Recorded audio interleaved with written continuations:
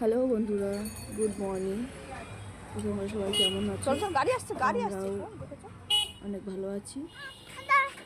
সকাল হয়ে গেছে, এখন বাজে 10:30। তো আমার ছেলে স্কুলে যাবে, রেডি করে দিয়েছি, স্কুলে বেরিয়েও গেছে। ঘরের পাশেই স্কুল, ওই জন্য অতটা অসুবিধা হয় না। তো ছেলে দেখো বায়না করছে, ওর কাশির ওষুধ লাগবে, মানে ওর হচ্ছে লজেন্স লাগবে। ওই জন্য টেনে টেনে নিয়ে যাচ্ছে, চলো দোকানে চলো। আমাদের মা ছেলের ছোট্ট একটা সংসার, আর আমাদের এই ছোট্ট মিনি ব্লগে এসে ফিরে যেয়ে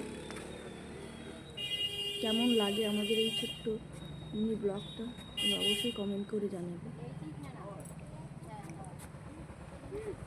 তো এতক্ষণ বলছিল লজেন্সের কথা, দোকানে গিয়ে মদ ঘুরে গেছে, দিয়ে বলছে বাবুল গাম খাবো।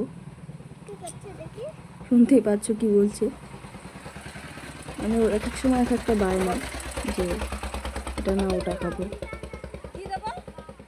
চলো দিতে হবে, দিই না মানে নেয় না স্কুলে, তারপর আজকে বায়না করছে যে নেবে স্কুল থেকে, নাকি আগে লজেন্স দিত এখন দেয় না, ওই জন্য নিতে এসছে দোকানে। লজেন্স দাও,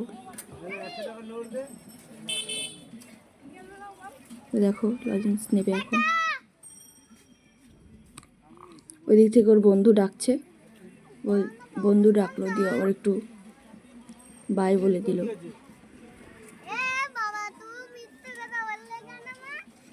যেই লজেন্সটা খুঁজছিল সেই লজেন্সটা আছে দোকানে। আমি প্রথমে ভেবেছিলাম নেই হয়তো, ও ভিক্স লজেন্স নেবে, খুব ভালো খায়।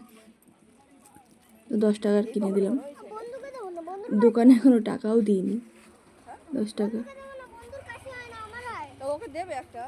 ও বন্ধুকে, আর ও বলছে বন্ধুকে দেবে না, শুনতেই পাচ্ছ। আমি দিও, বন্ধু হয় যেহেতু। বলছে বন্ধুর কাশি হয়নি, আমার কাশি হয়েছে। তো দেখো এই স্কুলে ঢুকবে এখন।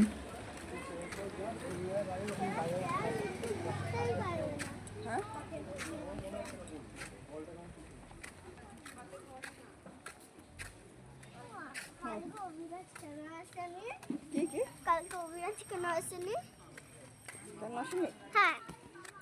ও কেন আসলে কি করে বলবো? হ্যাঁ ঠিক আছে, যাবো। স্কুল কি বেশি দূরে না, গিয়ে যা আমি সাবধানে যাব।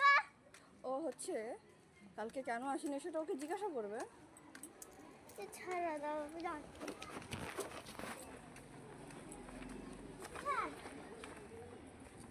দাদা চলো।